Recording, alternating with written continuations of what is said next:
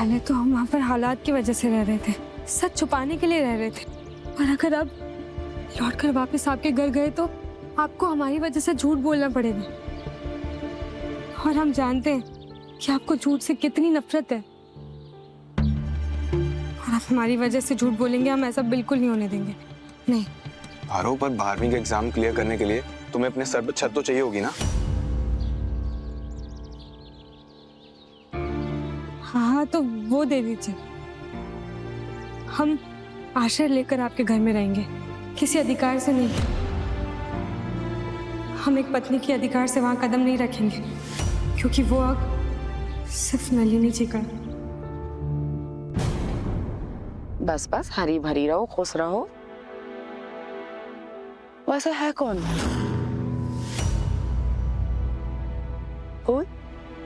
जी ऊना दीदी, वो ये अच्छा, हाँ हाँ, हम समझ गए। अरे बबुआ, हमको कहे थे कि बलराम की बिटिया जो है बहुत सीधी सादी घरेलू टाइप से। ये तो बहुत मॉडल लग रही है।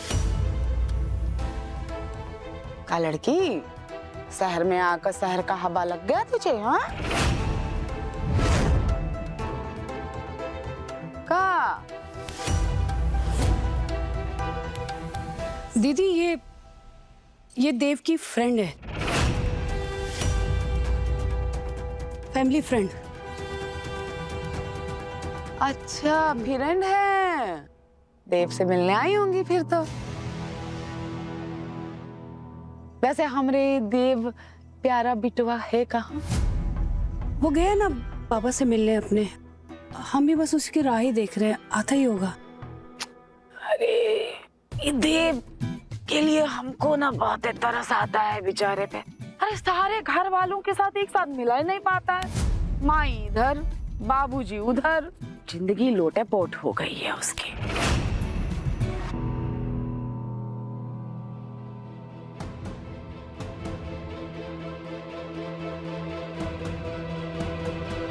एक बात कहें अम्बा, बहुत दिल पे पत्थर रख कर कह रहे हैं। कोशिश तो तुमने बहुत की, लेकिन ये घर को तुम एकजुट करके रख नहीं पाई।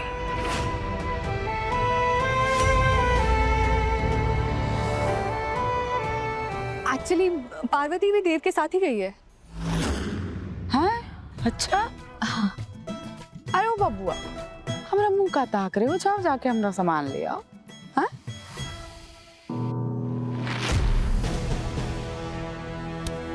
लगता है बुआ लंबा रहने का सोच के आई है। अम्बा, हमरा कमरा वही है ना पिछली बार जो दी थी? जी। ले आ बेटा, जल्दी ले आ। इसी तक आता है कि ज्यादा खाया पिया कर, इतना दुबरा आ गया। दे। अरे दीदी,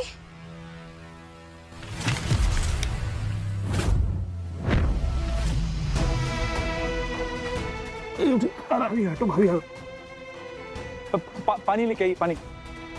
हाँ, आराम से।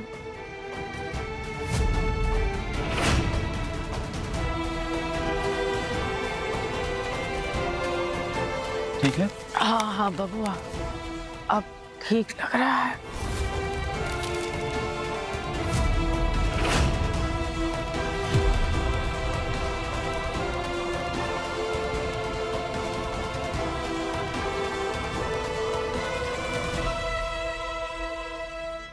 हम कमला काकी के कमरे में रह लेंगे।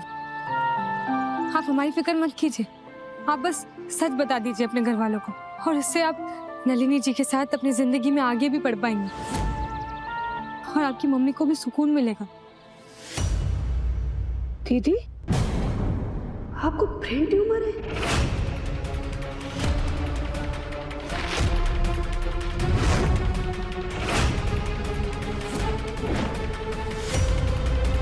कब हुआ? हाँ, तभी तो चले आए हैं यहाँ अपनी जिंदगी के आखिरी बचे कुचे दिन अपने परिवार के साथ बिताने।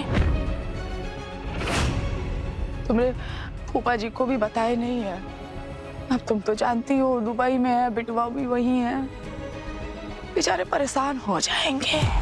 तो बस सोचा है कि जितना दिन बचा है ना, अपने परिवार के साथ खुशी खुशी बिताएंगे। तभी चले आए यहाँ पर। और हाँ, वो देव और उसकी जो बहुरिया आई हैं, उससे सेवा भी तो करानी है। तो तुम्हें कोनो एतराज तो नहीं है ना अम्बा रानी, जो हम यहाँ रुक जाए? नहीं नहीं दीदी, ये घर जितना हमारा है आपका भी उतना ही है। देव सिर्फ हमारा नहीं, आपका भी तो बेटा है, आपका अधिकार है उस पर।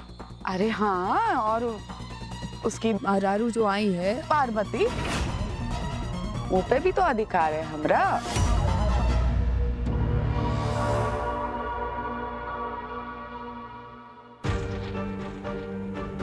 ये देखो टाइम ही कहना पता चला है। अरे वो एकादशी का पूजा करना है ना, तुलसी स्थापना है, हम कर लेते हैं तैयारी। हाँ, हमें पूरा विश्वास है कि नलिनी जी ही आपकी पत्नी बनेंगी, और हमें पूरा यकीन है कि आपका और नलिनी जी का रिश्ता फिर से जुड़ पाएगा। वो आपकी जिंदगी में फिर से आएंगी।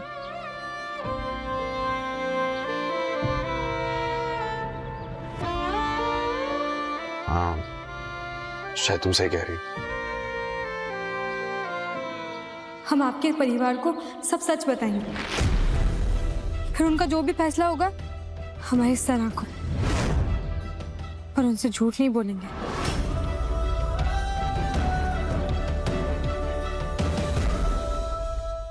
इस घर का कोई भी सदस्य दीदी को नलिनी और देव के बारे में कुछ नहीं बताएगा। पर आंटी क्यों नहीं बताएगा? नलिनी, अभी बात को समझने की कोशिश करो। इधर सुनो, एक तो दीदी की तबीयत ठीक नहीं है, और देव के बाबा और हमारे जीवन में जो कुछ भी हुआ है ना आज तक, दीदी हम ही को कसूरवार मानती है हर बात का। और जब उन्हें ये पता चलेगा कि उनकी मर्जी से की हुई शादी को हम तोड़ना चाहते हैं, तो दीदी को अच्छा नहीं लगेगा। अभी हमें बात को संभालना पड़ेगा।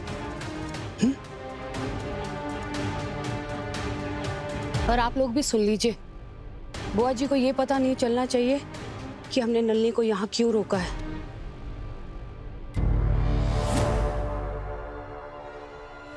देव की पत्नी सिर्फ अभी उनके लिए पार्वती ही है।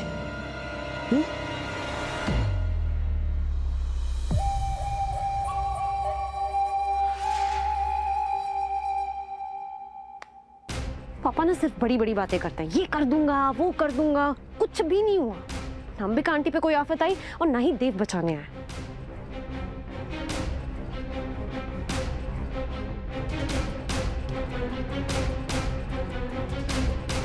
देव तो फोन उठा नहीं रहा, शायद उसके कमरे से कुछ पता चल जाए कि आखिर एग्जैक्टली वो रामपुर में या कहीं और।